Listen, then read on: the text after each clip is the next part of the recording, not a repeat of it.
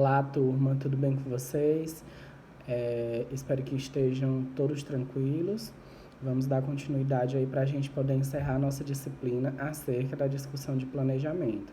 Só lembrando para vocês que nossa discussão ela foi baseada no livro da professora Miriam Veras Batista, Planejamento Social, Intencionalidade e Instrumentação, né? A terceira edição do livro da professora. Vocês conseguem encontrar resumo dele na internet. Eu também fiz um resumo e enviei para vocês no grupo. Vou disponibilizar também no sistema no material complementar, para que vocês consigam aí, né, ter uma assimilação maior do conteúdo. A gente já compreendeu que esse planejamento, primeiro, é um processo que é imprescindível para a nossa profissão. Não tem como eu ser assistente social e eu não planejar as minhas ações, né? E que esse planejamento ele perpassa por várias etapas para que ele possa se materializar.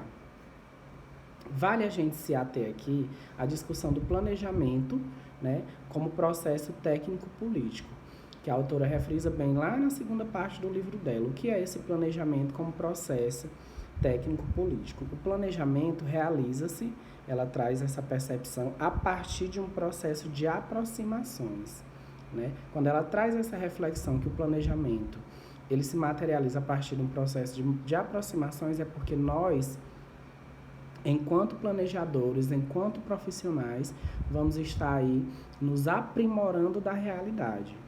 E esse aprimoramento da realidade nos faz conhecer o que de fato nós vamos intervir, né?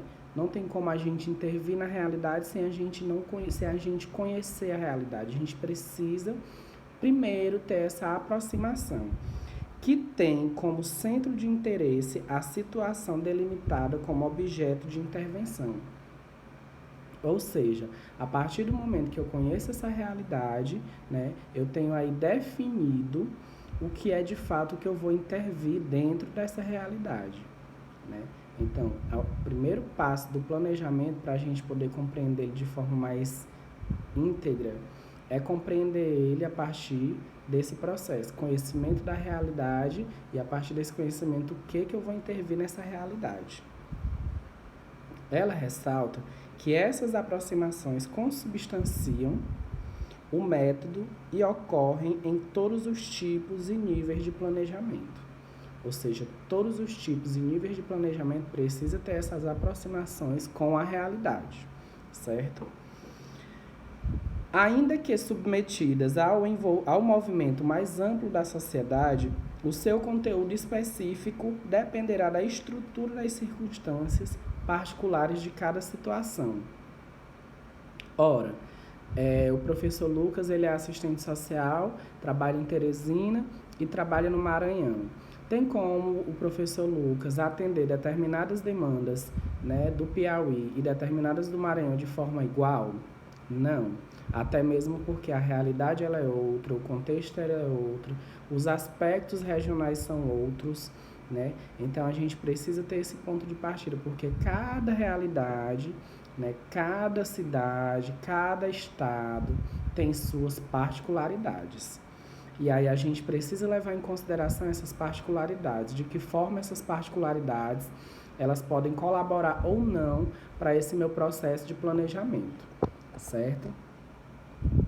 E aí a autora, ela traz outra concepção, dizendo que o desencadeamento desse processo particular de planejamento se faz a partir do conhecimento da necessidade de uma ação sistemática perante questões ligadas a pressões ou estímulos determinados, por situações que, em um momento histórico, colocam desafios ou respostas mais complexas que aquelas construídas no imediato da prática. Ou seja, a partir do momento que a gente vai conhecer, né, essa realidade de forma mais profunda, de forma mais ampla, a gente percebe, enquanto profissional, que essa realidade, ela pode trazer aí uma compreensão ampla do que nós vamos atuar. Inclusive, ela diz que nós não devemos cair em questões que são construídas no imediato da prática, porque essas questões que são construídas no imediato da prática,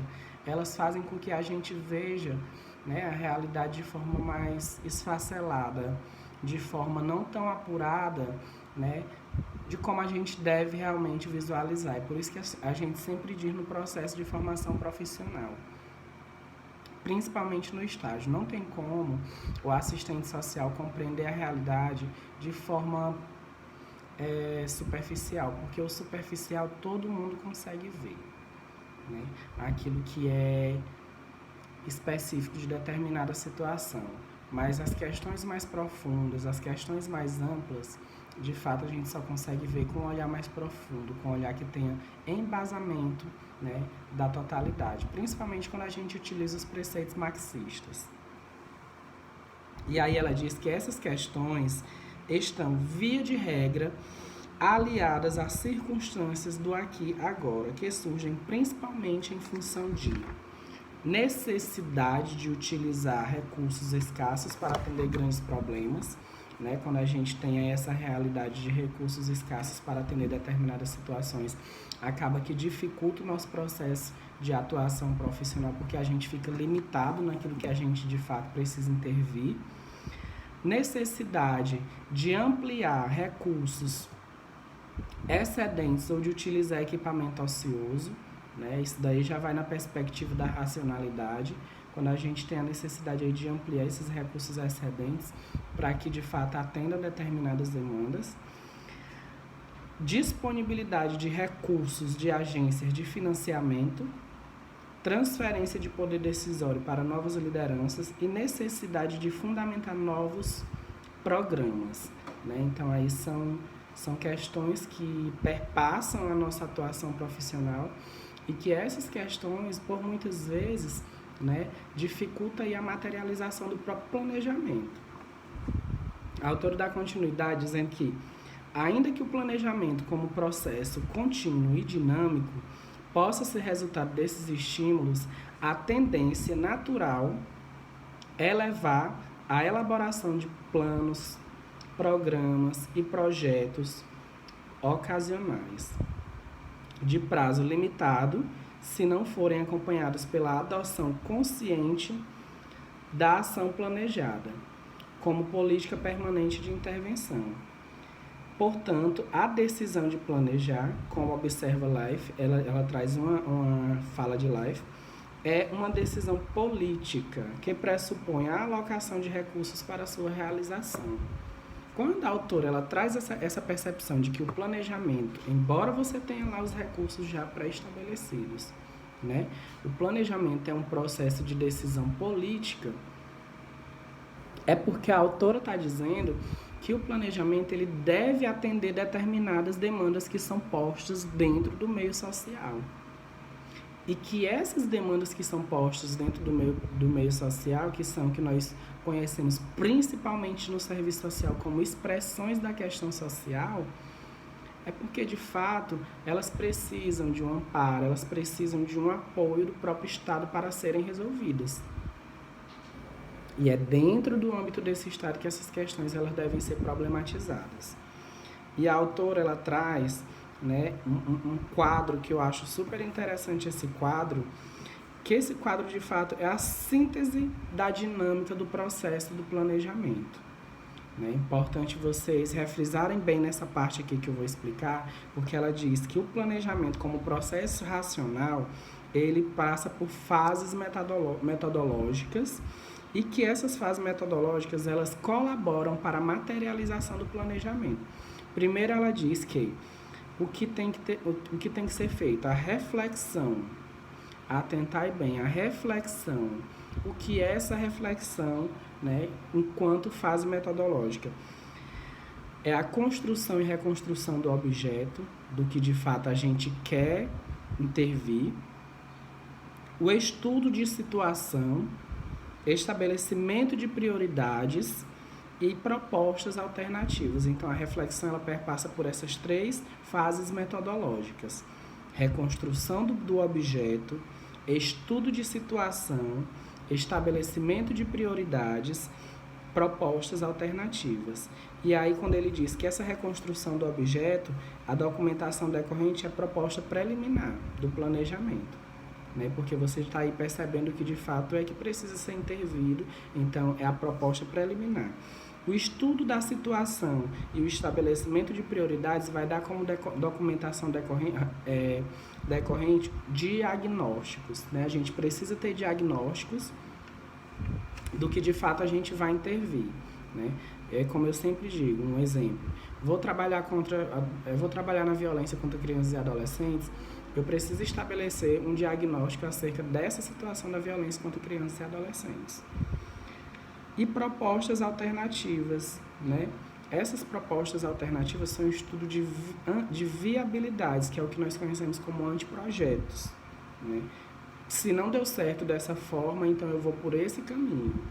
Então a gente tem que pensar nesse planejamento também, como se ele não fosse dar certo, ou seja, criando alternativas, se caso o plano A não der certo, o plano B está aqui pronto para ser executado. A decisão, né, que a decisão ela traz como fase metodológica a escolha da prioridade, o que é que de fato precisa ser priorizado dentro daquele processo que foi tido no diagnóstico, a escolha de alternativas e a definição de objetivos e metas. Peguei essa decisão e aí é o que a gente vai ter como planos, programas e projetos. A decisão é o que de fato vai me fazer materializar aquele documento que de fato vai me fazer executar determinadas intervenções.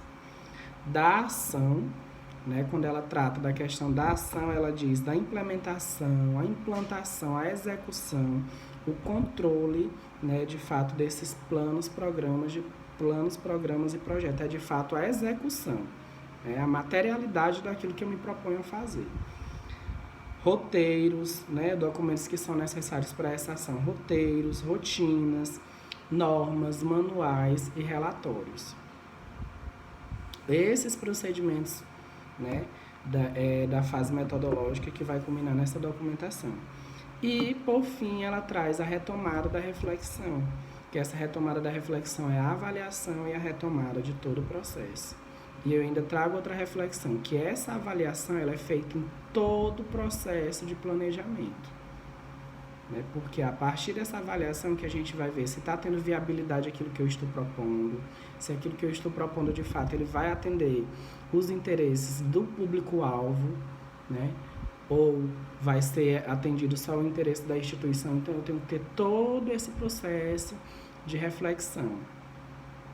E aí a retomada da reflexão é feita através de relatórios avaliativos, novos planos, programas e projetos.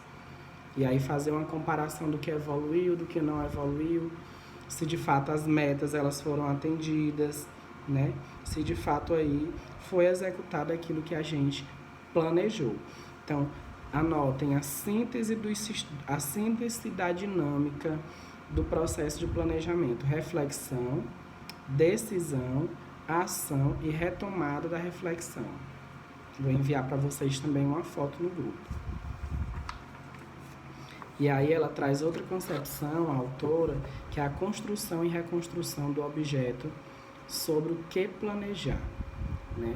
Sobre o que planejar. E aí esse sobre o que planejar é importante a gente de fato ter uma compreensão bem ampliada para a gente poder não se perder, né, dentro do processo de planejamento. Porque lembrem-se sempre, o processo de planejamento é um processo racional, né?